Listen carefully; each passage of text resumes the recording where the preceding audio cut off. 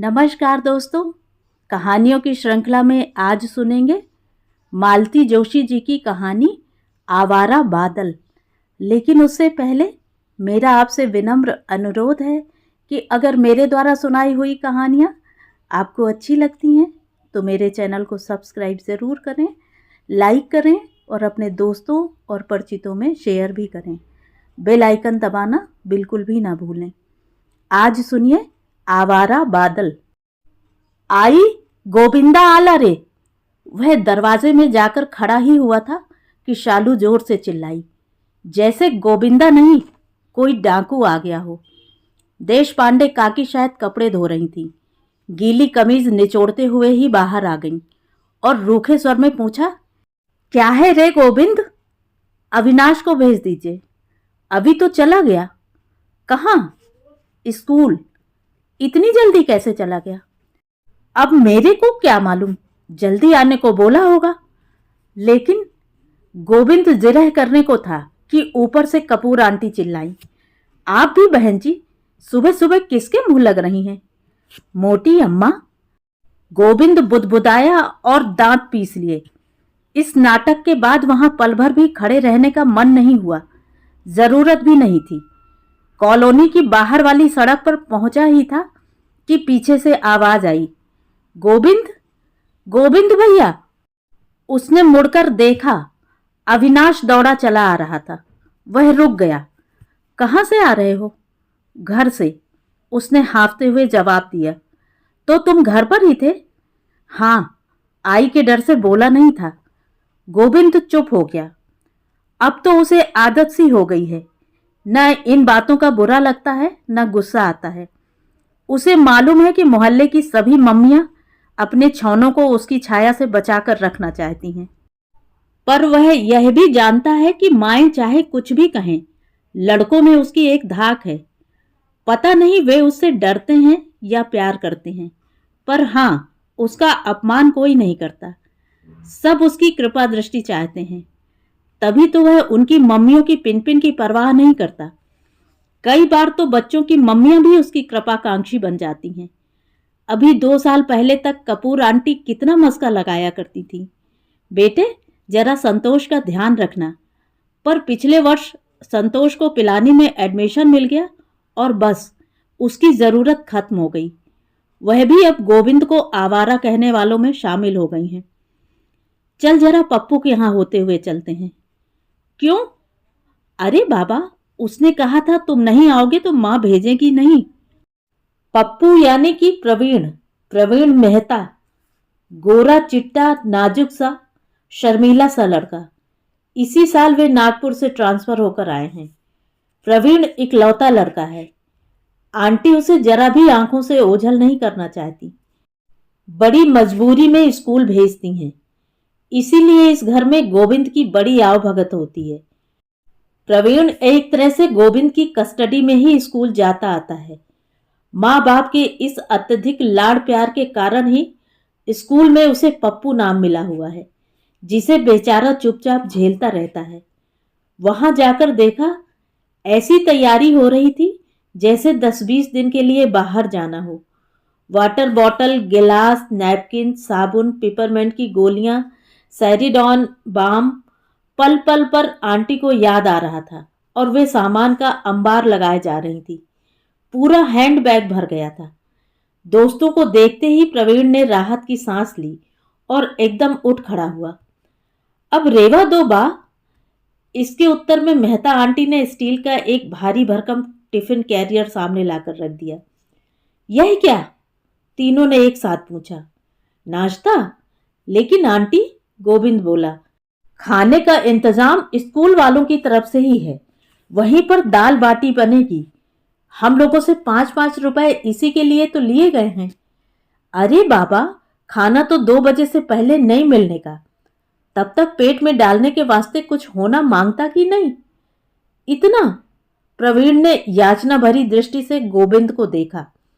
गोविंद तुरंत पैतरा बदलकर बोला, आंटी, इतना बड़ा टिफिन प्रवीण कहाँ कहाँ लादे फिरेगा? खोने का डर अलग। अच्छा तो आप ऐसा कीजिए, प्लास्टिक की थैलियों में डालकर दे दीजिए। मैंने भी ऐसा ही किया है। अविनाश ने अपना बैग खोलकर चकली और खुरमे के पैकेट्स दिखाए। फिर सारा सामान प्लास्टिक की थैलियों में डाला गया। मेहता आंटी बराबर हिदायत देती नहीं कि कौन सी चीज जाते ही खानी है, कौन सी चीज शाम को खानी है, किस चीज के साथ कौन सा अचार लेना है, किस चीज में मिर्च ज्यादा है, किस में नमक जरा कम हो गया है। सारा तामझाम उठाकर वे सड़क पर चले आए। तब तक उनके निर्देश जारी ही थे। वे जब तक मुड़कर आंखों से ओझल नहीं हो गए, वे बराबर दरवाजे में ही खड़ी रहीं। घर से दूर जाते ही प्रवीण ने छुटकारे की सांस लेते हुए कहा, इकलौता लड़का होना भी एक मुसीबत है यार। यह कहो कि मजे हैं। यह मजे देखो। प्रवीण ने जेब में से एक पैकेट निकालकर दिखाया। छोटी सी बैंडेज सहित फर्स्ट एड का पूरा सामान था। आंटी को शायद पिछली बात याद आ गई होगी। अरे ऐसी बातें वे भूलती ही कब हैं, प्रवीण ने कहा। बेचारा, पिछले महीने स्पोर्ट्स मीट हुई थी। उन लोगों का स्कूल टग ऑफ वॉर में जीत गया था, पर उस रस्साकशी में प्रवीण के हाथ बुरी तरह छिल गए थे। उसके लड़कियों के से हाथों को लेकर साथियों ने बहुत मजाक बनाया था। उस चीटा कशी को तो वह दिलेरी के साथ सह गया था, पर घर पहुंचते ही मां ने जो हाय तौबा मचाई थी, उससे तो वह शर्म से गड़ गया था। उसके बाद 8 दिन तक घर में बंद होकर रहना पड़ा था। इन्फेक्शन के डर से दोस्तों को भी बाहर से ही विदा कर दिया जाता। गोविंद भैया, अविनाश ने चकली का पैकेट निकालते हुए कहा, एक एक पैकेट खाली करते चलते हैं, थोड़ा बोझ हल्का हो जाएगा। तुम लोग खाओ, मैं घर से नाश्ता करके चला हूं, अभी भूख नहीं है, उसने रुखाई से कहा और थोड़ा आगे बढ़कर चलने लगा, जिससे उन्हें संकोच न हो। दरअसल उसे झेप लग रही थी। वह एकदम खाली हाथ चला आया था। मां से कहा होता तो वे इतनी सुबह भी कितना कुछ बना देती, पर कहने का मन नहीं हुआ। न किसी ने उससे कुछ पूछा। आजकल घर का यही रवैया हो गया है। वह कहाँ जाता है, क्यों जाता है, कोई नहीं पूछता। वह जितनी भी देर से लौटे, कोई कुछ नहीं कहता। पहले पापा जरूर थोड़ी डांट डपट कर दिया करते थे, पर अब जैसे उन्होंने भी स्वीकार कर लिया है कि घर गोविंद के लिए सिर्फ खाने और सोने की जगह पर है, इसीलिए उन्होंने भी चुप्पी साध ली है। केवल झेप का ही सवाल होता तो चकली का आकर्षण उससे बहुत प्रबल था, पर आज सुबह के प्रसंग के बाद उसे देशपांडे काकी से और उनकी बनाई चीजों से वितृष्णा हो गई थी। यही काकी किसी समय उसको कितना लाड़ किया करती थी। उन दिनों अविनाश का बड़ा भाई अरविंद उसके साथ पढ़ता था और गोविंद का अधिकांश समय उसी परिवार के साथ गुजरता था, पर गोविंद वहीं का वहीं रह गया और अरविंद आगे बढ़ता चला गया। अब तो वह मेडिकल में पहुंच गया है। कभी रास्ते में टकराता है तो बात करते भी जैसे उसे शर्म आती है। उस घर से नाता एक तरह से टूट ही गया था, पर अविनाश इस साल उसकी कक्षा में आ गया तो लगा था कि पुराने धागे फिर से जुड़ जाएंगे। लेकिन उसके आसपास का सब कुछ बदल गया है तो देशपांडे परिवार ही कैसे अछूता रह जाता। जिस समय वे लोग पहुंचे, स्कूल के अहाते में बस एकदम तैयार खड़ी थी। लड़के रोज चाहे लेट आते रहे हों, पिकनिक पार्टियों में तो समय से पहले ही पहुंच जाते हैं। देर से पहुंचने वालों में बस वे ही लोग थे और इसके लिए प्रवीण अपनी मां को लगातार कोसे जा रहा था। ठीक 7:30 बजे बस रवाना हुई और गाते बजाते हुए वे लोग 9:30 बजे डैम पहुंच भी गए। जैसा कि पहले से तय था, पहुंचते ही बच्चों ने फटाफट कपड़े उतारे और पानी में छलांग लगा दी। गोविंद अव्वल दर्जे का तैराक था। वहां किनारे के पास डुबकियां लगाने भर से उसका मन नहीं भरा। लोगों के मना करने के बावजूद वह जलाशय का पूरा चक्कर लगा आया। फिर वह तरह तरह के स्ट्रोक्स से किनारे पर खड़े लोगों का मनोरंजन करने लगा। खेलों का बादशाह था गोविंद, चाहे वह कबड्डी हो या बास्केटबॉल, स्लो साइकिलिंग हो या वाटर पोलो, वह हमेशा सब पर भारी पड़ता था। इसीलिए हर स्कूल में वह लोकप्रिय भी हो जाता था। काफी करतब दिखाने के बाद जब कुछ थकान सी महसूस हुई तो वह किनारे की ओर लौटने लगा। तभी बाईं ओर शोर सा सुनाई पड़ा। एक साथ कई स्वरों में बचाओ बचाओ सुनकर वह भी हाथ मारता हुआ उस ओर बढ़ गया। कोई छात्र डूब रहा था। मदन जैन और सुनील गुप्ता बारी बारी से डुबकी लगा चुके थे, पर डूबने वाले की थाह न पाकर ऊपर आ गए थे। गोविंद, संभल के, उन्होंने गोविंद को सावधान किया, पर तब तक वह पानी में धंस चुका था। सौभाग्य से लड़के का पैर ही उसकी पकड़ में आया। उसने मजबूती से उसे थाम लिया और अपना सारा कौशल और शक्ति दांव पर लगाकर उसे पानी की सतह पर ले आया। पानी के ऊपर तैरते संज्ञाहीन साथी को अब उसने पहचाना। अविनाश था। जब और लोग प्रथमोपचार पर व्यस्त हो गए, वह लस्त पस्त दूर जाकर लेट गया। उसे अविनाश पर बेहद गुस्सा आ रहा था। कमबख्त, इसी को डूबना था। अभी कुछ हो जाता तो। उसे काकी का क्रोध से तमतमाता चेहरा याद आया और वह बेवजह कांप उठा। गोविंद, कपड़े पहन लो, ठंड खा जाओगे। उसने चौंक कर देखा। उसके कपड़े और तौलिया लेकर प्रवीण उसके सामने खड़ा है। कपड़े पहनते हुए उसने लक्ष्य किया। प्रवीण बराबर उसे देखे जा रहा है। क्या है रे? देखो, बा को यह सब नहीं बताओगे। उसके स्वर में याचना थी। उसे वे सारी हिदायतें याद आ गईं जो चलते समय आंटी ने दी थी। माएं डरती हैं तो गलत थोड़े ही है। देखना, कभी कभी ऐसा भी हो जाता है। फिर भी अच्छा, नहीं कहूंगा, बस।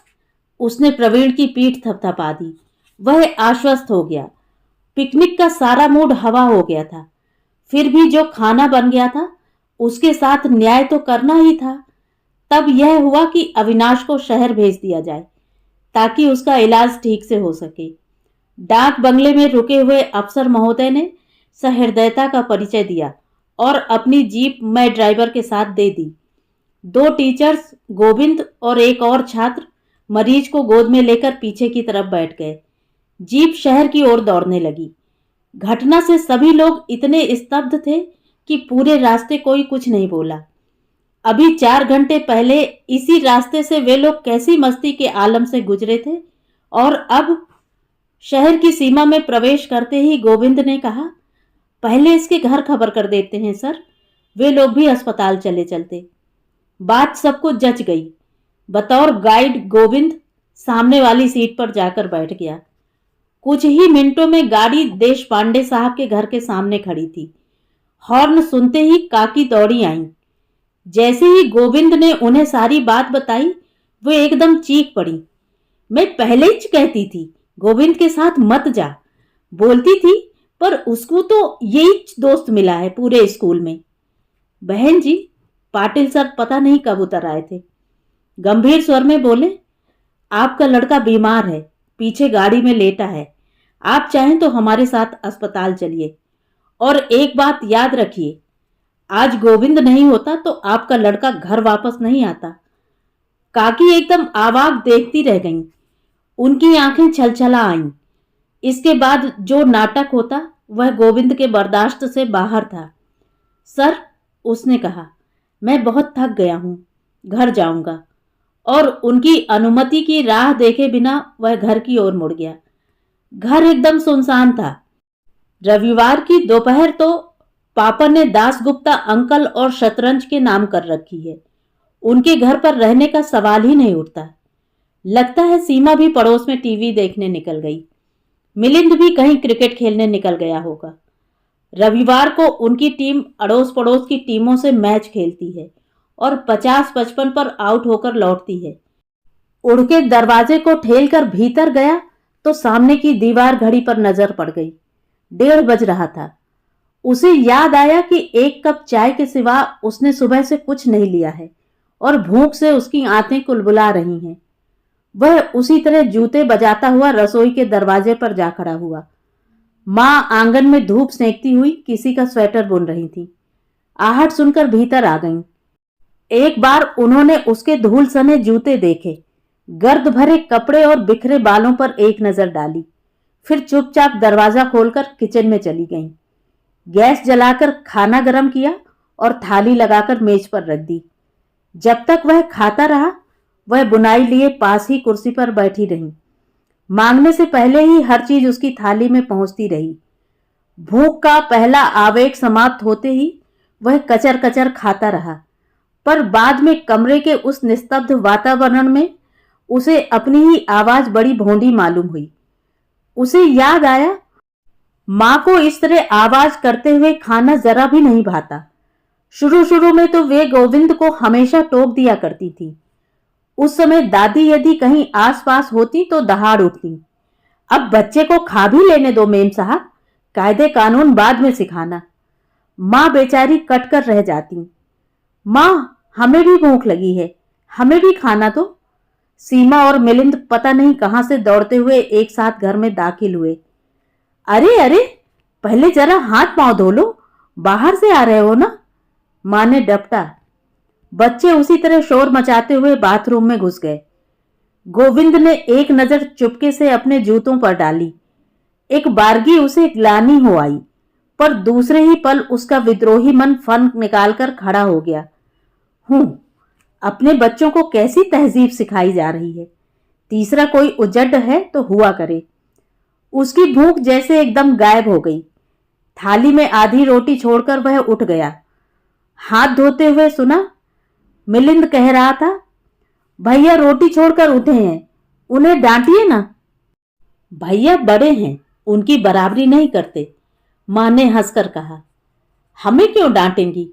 अपने कमरे में जाते हुए वह बुदबुदाया, हम उनके कौन लगते हैं? उसका कमरा यानी कि छत के सिरे पर बना हुआ छोटा सा टीन शेड गर्मियों में बिस्तर पलंग आदि रखने के लिए बनवाया गया था। उसे अच्छी तरह ढांप ढूंप कर 2 साल से गोविंद ने उसी में डेरा डाल लिया है। कभी कभी वह बेतरह गर्म हो जाता है, पर एकांत के लालच से गोविंद उसे छोड़ता नहीं। पता नहीं क्यों इन दिनों उसे सबसे अलग अलग रहना ही अच्छा लगता है। सर में जैसे हथौड़े चल रहे थे। उसने एक रुमाल कसकर बांधा और बिस्तर पर लेट गया, पर जरा सी करवट लेते ही वह दर्द से कराह उठा। दाहिनी बाजू में बला का दर्द हो रहा था। तब जोश में पता नहीं चला था, पर अविनाश को बाहर निकालना उसे बहुत भारी पड़ा था। पूरा शरीर कसक रहा था, पर हाथ तो पके फोड़े की तरह दुख रहा था। सर अलग फटा जा रहा था। खाली पेट धूप में जो घूमता रहा था। मां से कहेगा तो अभी अदरक डालकर चाय बना देंगी, सिर दबा देंगी, हाथ की मालिश कर देंगी, पर कहने का मन ही नहीं हुआ। खुद ही चुपचाप नीचे उतर आया। पापा की दवाई वाली संदूकशी से एक एस्प्रो निकालकर निगल ली, फिर आयोडेक्स की शीशी लेकर वापस कमरे में आ गया। आयोडेक्स मलता हुआ पुनः पलंग पर लेट गया। नीचे आंगन में मां पुनः बुनाई लेकर बैठ गई थी। सीमा मिलिंद उनके अगल बगल लेट गए थे और स्कूल की, दोस्तों की, टीवी की खबरें सुना रहे थे। पता नहीं कहने को कितनी सारी बातें उनके पास थीं। दोनों में जैसे होड़ सी लगी हुई थी। बीच बीच में मां की खनकती हंसी भी सुनाई दे जाती थी। उसका मन हुआ वह भी दौड़कर नीचे चला जाए और मां की गोद में सर छुपाकर लेट जाए। सुबह से मन में सुलग रही सारी बातें बता दे।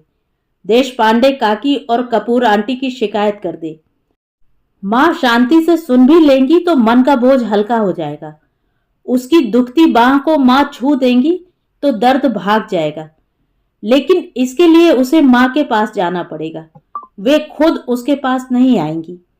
पता नहीं कब वे सारे रास्ते बंद हो चुके हैं जिनसे होकर मां उसके पास आया करती थी। किसने बंद किए हैं? उसे प्रवीण की विदाई याद आई। देश पांडे काकी का बदहवास चेहरा याद आया। यहां ऐसी कोई हाय तौबा नहीं मचती है।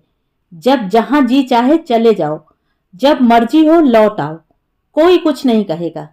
24 घंटे खाना तैयार मिलेगा, जैसे इससे आगे कोई रास्ता ही नहीं है। इतनी ठंडी क्यों है मां? और उसके साथ ही ऐसा क्यों है? सीमा मिलिंद के साथ तो ऐसा नहीं है। वे खाना नहीं खाते तो उनकी मनुहारें की जाती हैं। वे पढ़ने नहीं बैठते तो उन्हें डांट पड़ती है। कोई काबिले तारीफ काम कर देते हैं तो शाबाशी मिलती है। कोई गलती कर बैठते हैं तो कान भी खींचे जाते हैं। फिर उसे ही अपने हाल पर क्यों छोड़ दिया गया है? आखिर क्यों? मां हमेशा से ऐसी नहीं थी। नई नई आई थी तो उसे कितना प्यार करती थी। दिन भर वह उनका पल्लू पकड़े पीछे पीछे घूमता था। 2-4 बार उनके साथ पीहर भी हो आया था। वहां नए मामा मौसी से, नाना नानी से इतना लाड़ दुलार मिला कि वहीं रह जाने का मन होता था। यूं लाड़ प्यार की कमी उनके अपने घर में भी नहीं थी। माँ और दादी दोनों का भरपूर प्यार उस पर बरस रहा था। पर पता नहीं क्यों दादी का प्यार अब कम हो चला था। माँ के पास ज्यादा अच्छा लगता था। दादी को इस बात पर बहुत ताव आता था। जिस तिस से कहती फिरती, पता नहीं क्या जादू टोना कर दिया है लड़के पर, उसी का होकर रह गया है। मेरे पास तो फटकता भी नहीं।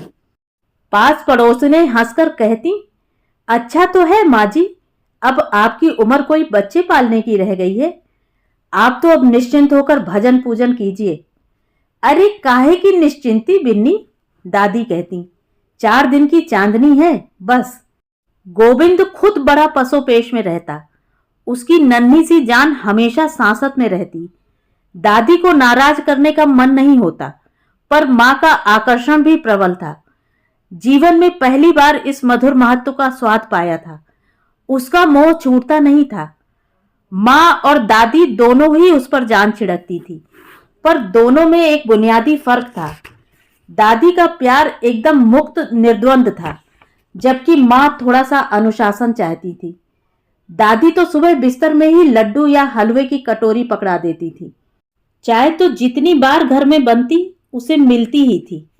माँ सबसे पहले मंजन कराती थी, इसके बाद दूध मिलता था। हाँ, दूध ही मिलता था।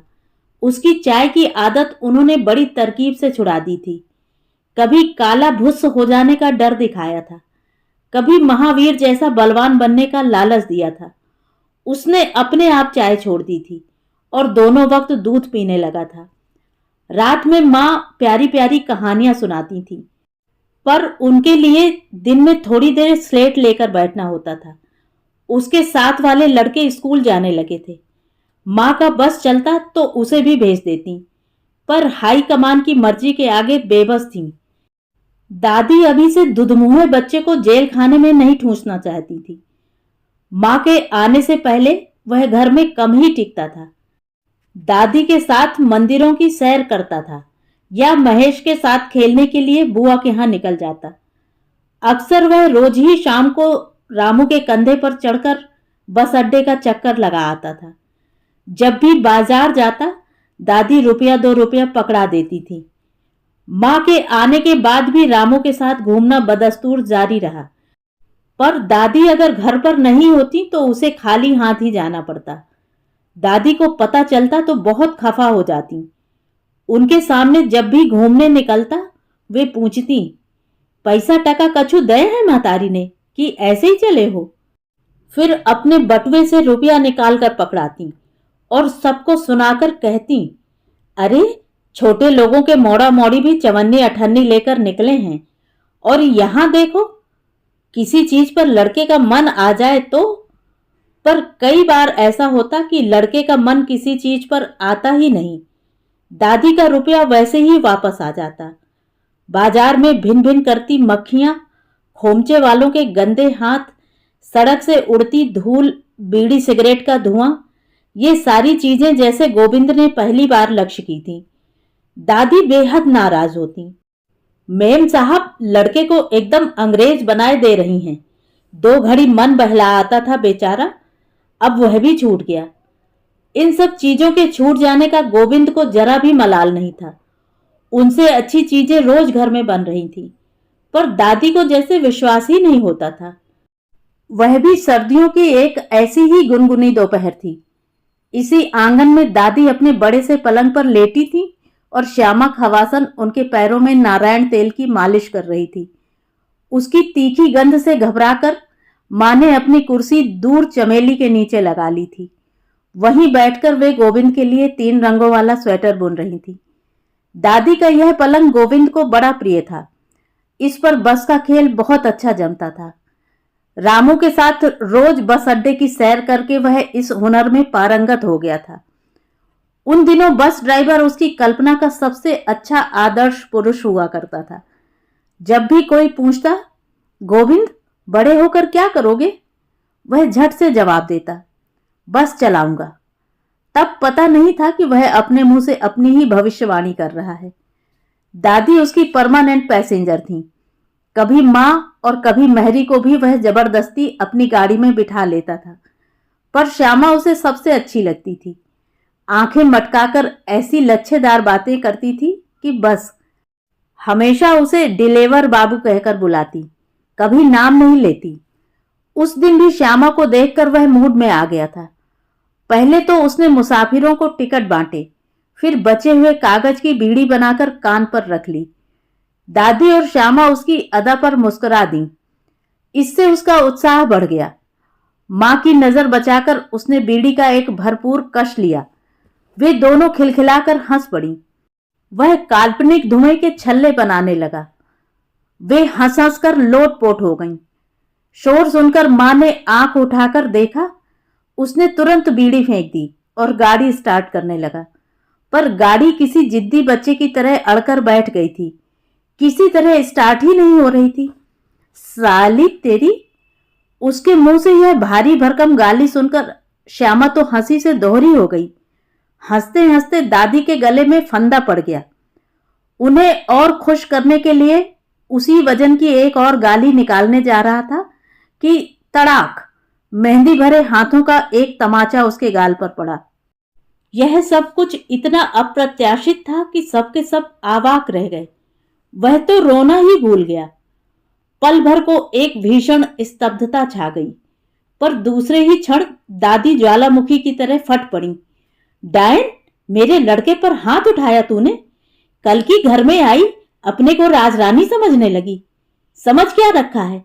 क्या उसके सिर पर कोई नहीं है जो तू यूं हुक्म चला रही है? अरे, उसकी मां मर गई तो क्या हुआ, अभी उसकी दादी बैठी है। खबरदार जो उसकी तरफ आंख उठाकर भी देखा। दादी धुआंधार बोलती चली गई। मां की अगली पिछली 7 पीढ़ियों को उन्होंने तार दिया। शोर सुनकर मोहल्ला इकट्ठा हो गया। पास पड़ोस की औरतें 6 महीने से इसी शुभ घड़ी का इंतजार कर रही थीं। फौरन दौड़ी चली आईं। उन सब के बीच मां पत्थर की मूर्ति बनी खड़ी रह गई थी। उन्होंने उसके बाद कभी उस पर हाथ नहीं उठाया, पर वह सारा प्रसंग उसके अवचेतन में ऐसी दहशत भर गया था कि फिर कभी उसके मुंह से गाली नहीं निकली। हाय रे, बिना मां का बच्चा! कहती हुई सब औरतें उस दिन अपने घर लौट गई थीं। यह बिना मां वाला विशेषण हमेशा उसके लिए ढाल की तरह काम आया। दादी ने पुनः उसे अपने आंचल में ले लिया था। जब उन्होंने मुनासिब समझा, उसे स्कूल भेजा गया। वहां पहली तिमाही परीक्षा की रिपोर्ट इतनी निराशाजनक रही कि उसके लिए ट्यूटर रखना पड़ा। पर विद्यार्थी अपने गुरु से उतना नहीं डरता था जितना गुरु छात्र की दादी से। वे वहां दरवाजे पर कान लगाए बैठी रहती। ट्यूटर की आवाज जरा ऊंची हुई कि जवाब तलब करने पहुंच जाती। ऐसे में प्रगति क्या होती? खाक! पापा दबी जुबान से कुछ कहने जाते तो दादी डपट देती। अब रहने भी दे, तू भी बहुरिया के कहने में चले है। क्या आज ही लड़के को कहीं कमाई करने जाना है? अपनी उम्र पे आप पढ़ लेगा। दादी का यह फौजी कानून घर तक ही सीमित नहीं था। वे स्कूल में भी जा धमकती। वहां अगर रोब दाब से दाल नहीं गलती तो चिरौरी करने लगती। बिना मां का लड़का है मास्टर जी, जरा संभाल लेना। बिना मां का लड़का होना उसे हर जगह रियायत दिलाता रहा। स्कूल लेट पहुंचता या होमवर्क छूट जाता तो टीचर्स अनदेखा कर जाते। एक आध बार यूनिफॉर्म में ना भी गया तो उसे सजा नहीं मिलती थी। कॉलोनी में भी वह सबकी सहानुभूति का पात्र था। आपस की लड़ाई में अगर उसकी गलती होती भी थी तो पास पड़ोस वाले उससे कुछ नहीं कहते थे, अपने ही बच्चों को डांट देते थे। कभी किसी के यहाँ अच्छी सी चीज बनती थी तो उसके लिए जरूर निकाल कर रखी जाती थी। कपूर आंटी ने एक बार उसे पुलोवर बना दिया था। गुप्ता आंटी अक्सर ही उसका होमवर्क करवा देती थी। बेचारा, सब कहती। उस सहानुभूति में करुणा कितनी होती थी, कौतूहल कितना, वह तब समझ नहीं पाता था। 11 वर्ष तक वह घर में राजा बना रहा। जब तक दादी की छत्र छाया रही, किसी ने उसे छूने का भी साहस नहीं किया। पर एक रात दादी जो सोई तो सुबह उठी ही नहीं। सब हक्के बक्के रह गए। गोविंद तो एकदम जड़ हो गया। अपनी मां उसे याद नहीं थी। मात्र 3 महीने का छोड़कर स्वर्ग सिधार गई थी। दादी की गोद में पलकर ही वह इतना बड़ा हुआ था। दादी ही उसकी दुनिया थी। अपनी दुनिया को इस तरह उजड़ते देखकर उसे धक्का सा लगा। उसका नन्हा सा दिल इस सदमे को सह नहीं सका। पर वह क्या करता? कोई भी तो नहीं था जिसकी गोद में सर छुपाकर वह रो लेता, जिसके स्नेहिल स्पर्श से वह आश्वस्त हो लेता। वह एकदम अकेला पड़ गया, स्कूल में, घर पर, सभी जगह। और उसके बाद सब कुछ गड़बड़ होता चला गया। पढ़ने में वह बहुत तेज कभी भी नहीं रहा। अब फेल होने का सिलसिला भी शुरू हो गया। उसके साथ के लड़के कॉलेज में पहुंच गए हैं। जो आगे नहीं पढ़ पाए वे बाप के बिजनेस में हाथ बटा रहे हैं। पर गोविंद वहीं का वहीं है। 18 साल की उम्र में 11वीं कक्षा का विद्यार्थी है। क्लास की जगह वह स्कूल ही बदलता रहा है। गोविंद? वह अलसाया सा लेटा था। चौंक कर उठ बैठा। दरवाजे पर मां खड़ी थी। वह प्रश्नार्थक मुद्रा लिए अगले वाक्य की प्रतीक्षा में बैठा रहा। वे भी कुछ कहने को हुई, फिर रुक कर कुछ सूंघने लगी। आयोडेक्स की गंध आ रही है। मैंने लगाया है। क्यों? हाथ में दर्द हो रहा था। कैसे? साइकिल से गिर गया था। अरे देखो तो, कहकर मां जैसे ही आगे बढ़ी वह छिटक कर दूर जा खड़ा हुआ। नहीं, ऐसा खास कुछ नहीं है। उसने कुछ इतनी सख्ती से कहा कि मां उसकी अनिच्छा को जान गई। संभाल कर चलाया कर जरा, आजकल सड़कों पर इतनी भीड़ होती है कि डर लगता है, मां ने कहा और लौट पड़ी। गोविंद ने राहत की सांस ली। दरअसल वह इस समय मन की ऐसी तरल अवस्था में था कि मां छू भी देती तो वह भरभरा कर रो पड़ता, और यही वह नहीं चाहता था। मां सीढ़ियों तक पहुंच चुकी थी और तब उसे ख्याल आया वे बेवजह उसके कमरे तक कभी नहीं आती थी। कोई भी नहीं आता था। वह लंबे लंबे ढक भरता हुआ उनके पास पहुंचा। कुछ काम था? उसने पूछा, और तभी मां के हाथ में टंगे झोले पर उसकी नजर पड़ी। कुछ लाना है क्या? लाना तो था, मां ने असहाय स्वर में कहा, पर तेरा हाथ। कहा तो ऐसा खास कुछ नहीं है। क्या लाना है? अरे आज मिलिंद की वर्षगांठ है ना, बंगाली मिठाई ही चाहिए। तेरे पापा पता नहीं कब लौटेंगे। आते ही उन्हें झोला पकड़ा दिया तो तेरी बुआ जी मुझे 10 बातें सुनाएंगी। समझ गया, उसने कहा और झोला लेकर फौरन सीढ़ियां उतर गया। तो आज बुआ जी आ रही हैं, फूफा जी और महेश भी आएंगे। जीवन में अगर उसे किसी से सख्त नफरत है तो बुआ जी से। पता नहीं क्यों बुआ जी का महेश उससे ठीक 2 महीने बाद ही इस दुनिया में आया है, और तब से किसी दुष्ट ग्रह की तरह उसके पीछे पड़ा हुआ है। पता नहीं किस कुघड़ी में दोनों ने एक साथ एक ही स्कूल में दाखिला ले लिया। तब से जैसे बुआ जी ने दोनों के तुलनात्मक अध्ययन का वीणा उठा लिया। कहना न होगा कि महेश का पड़ला हमेशा भारी रहा। अब तो खैर वह B.Com कर चुका है। बुआ जी को यही मलाल है कि वह कंपटीशन में नहीं बैठ सकता। मिलिंद की तरह गोविंद का जन्मदिन भी बड़ी धूमधाम से मनाया जाता था, पर 2-3 साल से उसने मना कर रखा है। अगर घर पर कुछ आयोजन होता भी है तो वह बाहर निकल जाता है। इसलिए अब उसके लिए नए कपड़े सिलवाकर ही माँ पापा संतुष्ट हो लेते हैं। बचपन में जिस दिन की उसे बेहद प्रतीक्षा रहती थी, वही दिन अब उसे सालने लगा है। संगी साथी सब इधर उधर हो गए हैं। दूसरे घर में छोटा सा भी समारोह हो तो बुआ जी को टाला नहीं जा सकता। पापा की एक ही तो बहन है, और वह भी शहर में। बुआ जी जब भी आती हैं उनका महेश पुराण शुरू हो जाता है। उसे सुनकर गोविंद का खून खौलने लगता है। वह तो आज भी जाते ही मां से कह देगा कि जो भी बना है मुझे परोस दो। उसे खास भूख भी नहीं है, पर जानता है कि तीज त्योहार या ऐसे मौकों पर मां उसके लिए खाना लिए बैठी रहती हैं। वह बुआ जी को ताने उलाहने देने का कोई मौका नहीं देना चाहता था, इसलिए खाकर निकल जाएगा, फिर लौटने में चाहे कितनी ही देर हो जाए। घर पहुंचते ही उसने जान लिया कि बुआ जी का आगमन हो चुका है। उनकी बुलंद आवाज सड़क तक आ रही थी। वे मां से कह रही थी, भैया से कहूंगी ये आए तो खाने पर बात करें। भैया कहेंगे तो अच्छा लगेगा, कहीं ना कहीं लगवा ही देंगे। इतनी जगह जान पहचान है, न होगा तो कुछ दिन अपनी दुकान पर ही बिठा लेंगे। उसकी पढ़ाई तो हो जाने दीजिए।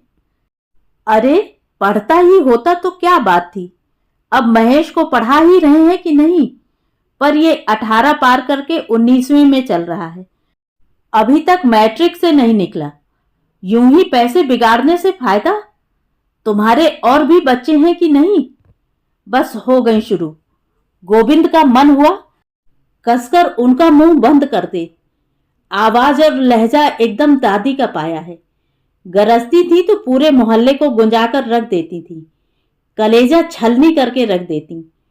और मैं फूफा जी की दुकान पर बैठूंगा? थू, इससे तो फरीद के वर्कशॉप में ही चला जाऊं तो क्या बुरा है। बेचारा कितनी बार कह चुका है, एक एक करके सारे हुनर सिखाता जा रहा है। सच उसकी सी हिम्मत होनी चाहिए। 2 बार फेल हुआ और स्कूल से राम राम कर ली। अब धड़ल्ले से दुकान चल रही है। करना ही होगा तो फरीद के साथ काम करूंगा। फूफा जी के साथ बैठकर साड़ियों की तह नहीं लगवाऊंगा। मां, उसने दरवाजे से ही आवाज दी, ये सामान ले लो और जो भी बना हो मुझे परोस दो, रात लौटने में देर हो जाएगी। बना तो अभी कुछ भी नहीं है, एक सब्जी भर बनी है। अच्छा ठहर, 2 पूड़ी उतार देती हूं, मिठाई तो तू लाया ही है। मां रसोई की ओर मुड़ी ही थी कि सीमा दौड़ी दौड़ी आई। मां, पता है आज अभी भैया डूबते डूबते बचे हैं। अरे कैसे? सब लोग पिकनिक पर गए थे बांध पर। पता है भैया ने उन्हें बाहर निकाला है। गोविंद? मां के स्वर में आश्चर्य था, आंखों में अभियोग। गोविंद ने नजरें झुका ली। ऐसी रिस्क लेते हैं कहीं? मां ने कांपते स्वर में कहा। कोई सामने डूब रहा हो तब भी? मां चुप रही। गोविंद को जैसे बहाना मिल गया। थोड़ी देर अभी के पास जाकर ही बैठूंगा। सुबह दर्द के कारण उसे वैसे ही छोड़कर चला आया था। अच्छा, 2 पूड़ी उतार देती हूं झटपट, आजा। हाथ मुंह धोकर कपड़े बदले, जेब टटोली, मुश्किल से 50 पैसे निकले। कल से 10-12 रुपए खर्च कर चुका है। आज जेब एकदम खाली थी। मां को हिसाब देते समय ही बचा लेता तो ठीक था। मां कुछ नहीं कहती, पर बुआ जी के डर से पाई पाई वापस कर दी। मांगने से अब भी मां मना नहीं करेंगी, पर बुआ जी के डर से ही फिर चुप रहा। चलो 50 पैसे तो हैं, चाय के काम आ जाएंगे। रसोई में आते हुए देखा, मां की ड्रेसिंग टेबल पर पाउडर के डिब्बे के नीचे 5 का नोट रखा हुआ है। उसने धीरे से उठाकर जेब में डाल लिया। मां से बाद में कह देगा, ऐसा वह कई बार कर चुका है। मां मना भी नहीं करती, कहती हैं बस मुझे पता होना चाहिए। अपनी प्लेट लेकर वह रसोई में ही जम गया था। मुश्किल से 2 कौर खा पाया होगा कि बुआ जी की चीख सुनाई दी। गोविंद, यहां 5 का नोट रखा था, तूने उठाया तो नहीं? वह भीतर तक काट हो आया। फिर भी उसने गुर्रा कर पूछा, कौन सा नोट? अरे अभी तो ड्रेसिंग टेबल पर रखा था। मथुराइन के यहां जा रही थी, सोचा पोते को देखाऊं। नोट रखकर बाथरूम तक क्या गई, गायब हो गया। क्या शोर है भाई? पापा को भी इसी समय आना था। अरे जगदीश, मेरा 5 का नोट अभी यहां रखा था, अभी गायब हो गया। बीबी जी, मां के सख्त स्वर से सभी चौंक उठे। घर के बच्चे पर कैसा आरोप लगा रही हैं आप? मैंने उठाया था वह नोट, मैं ही रखकर भूल गई हूं। अभी लाकर देती हूं, हाय तौबा मत मचाइए। मां झम्म से उठकर अंदर गईं। उनके उठते ही जैसे गोविंद में चेतना लौटी। वह एकदम उठ खड़ा हुआ और हाथ धोने चला गया। मां दौड़ी दौड़ी रसोई में आई और चिल्ला पड़ी, ये लीजिए अपना नोट। और यह क्या, गोविंद कहाँ गया? खा चुका शायद। खाया कहां, अभी तो शुरू किया था। देख लिया आपने, लड़का भूखे पेट थाली से उठ गया है। तोहमत लगाने से पहले इंसान को कुछ सोचना चाहिए। माना कि आपके बेटे जैसा होशियार नहीं है, पर इससे क्या वह चोर हो जाएगा? गोविंद ने चुपके से साइकिल उठाई और बाहर निकल आया। अब वह कभी मां को अपना मुंह नहीं दिखा सकेगा। वह एक बार उससे पूछ भी लेती तो वह भरा बैठा था, कुछ भी बोल जाता, पर उससे बिना कुछ पूछे ही इस तरह ढाल बनकर तन जाना, उसका अपराध अपने सिर ओढ़ लेना, नहीं, अब वह कभी मां के सामने खड़ा नहीं हो सकेगा। 3-4 घंटे सड़कों पर घूमने के बाद वह स्टेशन चला आया। दरअसल उसका यहां आने का कोई इरादा नहीं था। वह तो अपने में इतना खोया हुआ था कि कोलाहल सुनने पर ही भान हुआ वह कहाँ आ गया है। शायद कहीं भाग जाने की सुप्त इच्छा ही उसे यहाँ ले आई थी। स्टेशन पर आते ही उसे बुआ जी पर ताव आने लगा। भला की कंजूस है, कहने को इतने बड़े आदमी हैं ये लोग, पर नियत के एकदम खोटे हैं। अब पूरा कुनबा खाना खाने आएगा और जाते समय मिलिंद को एक खिलौना या किताब पकड़ा जाएगा। माथुर आंटी से इतनी पुरानी दोस्ती है बुआ जी की, पर यह भी नहीं हुआ कि उनके पोते के लिए 10 रुपए ही निकल आते। बस एक 5 का पत्ता अलग से निकाल कर रख लिया, जिससे पर्स न ले जाना पड़े। 10 का निकालती तो गोविंद का भी कुछ काम बन जाता। चोरी भी लगी तो 5 रुपल्ली के लिए। अब उसमें वह क्या क्या कर ले। 50 पैसे तो साइकिल स्टैंड वाले ने रख लिए। थोड़ी देर वह प्लेटफॉर्म पर चहलकदमी करता रहा। स्टॉल्स पर रखी हुई मैगजीन्स को उल्टा पलटा, दीवार पर लगे विजिट इंडिया वाले विज्ञापनों का जायजा लिया। मुसाफिरों में कुछ परिचित चेहरे ढूंढने की चेष्टा की, पर जैसे ही मेल का सिग्नल हुआ वह बाहर आ गया। उसके पास प्लेटफॉर्म टिकट नहीं था। कमबख्त वह भी तो अब 1 रुपए का हो गया है। स्टेशन के बाहर वाले बरामदे में ढेरों मुसाफिर सोए हुए थे। प्लेटफॉर्म पर बिना किसी साज सामान के घूमते बड़ा संकोच हो रहा था। लगता था हर कोई उसे संदेह की दृष्टि से देख रहा है। यहां उसके जैसे कई थे। जनवरी की ठंडी रात उसे कपकपी छूट रही थी। उसे अपना गर्म बिस्तर याद आ रहा था। सोंधी अदरक वाली चाय याद आ रही थी। भूख से आंतें कुलबुला रही थी सो अलग। जेब में 4.5 रुपए थे, जिन्हें उसने सोम के धन की तरह सहेज रखा था। अब उसके भविष्य का पूरा दारोमदार उन्हीं रुपयों पर है। उन्हें कैसे खर्च करते? अपने को पुलोवर में अच्छी तरह समेटकर वह दीवार के सहारे बैठ गया। सुबह देखेंगे, उसने सोचा। फिर सोचा यह रात उसके लिए आखिरी रात बन जाए। सुबह का सवाल ही न उठे तो कितना अच्छा हो। वैसे कोई आश्चर्य भी नहीं कि ओस भीगी ठंडी रात उसे हमेशा के लिए ठंडा कर दे। वह अक्सर अखबार में ऐसे समाचार पढ़ता भी तो है। उसे लगा यूं ही पागलों की तरह लोग नदी में छलांग लगा देते हैं या रेल के नीचे लेट जाते हैं। शरीर पर मिट्टी का तेल छिड़क लेना तो और भी भयानक है। एक रात खुले में सो भर लें तो बात बन सकती है। उसने सामने सोए लोगों को ईर्ष्या से देखा। इन्हें ठंड नहीं लगती या ये आदी हो गए हैं? एक पतली सी चादर, एक फटा सा कंबल भी इनके लिए काफी है। उसे तो पूरी बाह के स्वेटर और कोट में भी कपकपी छूट रही है। सारा शरीर जैसे सुन्न हुआ जा रहा है। बैठे बैठे कब जमीन पर लुढ़क गया पता ही नहीं चला। पता नहीं कितनी रात बीत गई थी। जब उसे लगा कि कोई हिला रहा है, बड़ी मुश्किल से आंखें खोली तो टॉर्च की तेज रोशनी तीर की तरह जा चुभी। उसने पुनः आंखें बंद कर ली। गोविंद, ए गोविंद! उसे आवाज पहचानी सी लगी। उसने फिर से आंखें खोली। हथेली से टॉर्च की रोशनी को छेक कर देखा।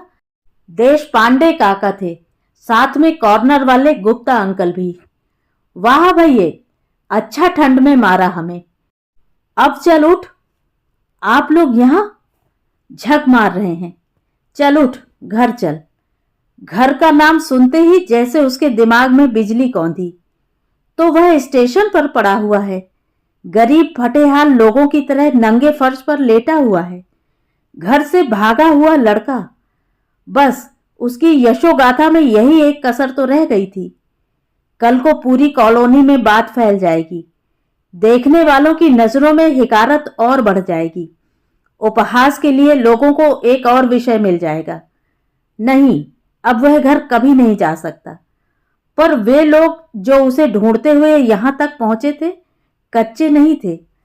चल रे बाबा, देश पांडे काका ने कहा और उसे पकड़कर खड़ा किया। उसे लगा वह चक्कर खाकर गिर पड़ेगा। जरा पकड़ना गुप्ता जी, लड़का ठंड खा गया है। दोनों सहारा देकर उसे एक तांगे तक ले आए। मेरी साइकिल, उसने चीड़ स्वर में कहा। रहने दो, मेरा स्कूटर भी है, सुबह ले जाएंगे। ऐसी हालत में तो तू स्कूटर पर भी बैठ नहीं पाएगा। आखी रात तेरे को ढूंढा बाबा, कुएं बावड़ी सब देख लिए। तेरा पापा तो सर पकड़कर बैठ गया है, बोलता ही नहीं। देश पांडे जी, मैंने तो पहले ही कहा था। गुप्ता अंकल बोले, सबसे पहले रेलवे स्टेशन चलिए। आजकल जो लड़का घर से निकलता है, अमिताभ बनने के लिए सीधा बंबई भागता है। पर आप लोग माने ही नहीं। अरे, इसकी मां बोली ना, गुस्सा करके गया है, इस वास्ते हम डर गया। जवान लड़कों का कोई भरोसा है साला, गरम खोपड़ी होती है इनकी। क्यों रे गोविंद, बुआ जी से कुछ झगड़ा हुआ था? नहीं तो अंकल। पता नहीं, भाभी की उनसे जमकर लड़ाई हुई है। रोती जाती थी और कहती जाती थी, आपकी वजह से लड़का घर से गया है। बेचारा थाली से भूखा उठकर चला गया। उसे कुछ हो गया तो मैं जिंदगी भर आपका मुंह नहीं देखूंगी। भाभी को इतना गुस्सा होते पहले कभी नहीं देखा। बेचारी बुआ जी की तो बोलती ही बंद कर दी। मां उसके लिए रोई हैं, सच। उसके लिए लड़ी हैं, सच। खुशी से उसका मन नाच उठा। अब वह निश्चिंत होकर घर लौट सकेगा। लोग उपहास करेंगे, उसे डर नहीं है। हिकारत से देखेंगे, उसे परवाह नहीं है। अब वह जमाने भर के ताने उलाहने सह सकता है। मुंह छिपाने भर की जगह उसे मिल गई है। तो ये थी कहानी। कहानी आपको कैसी लगी? कमेंट करके जरूर बताएं।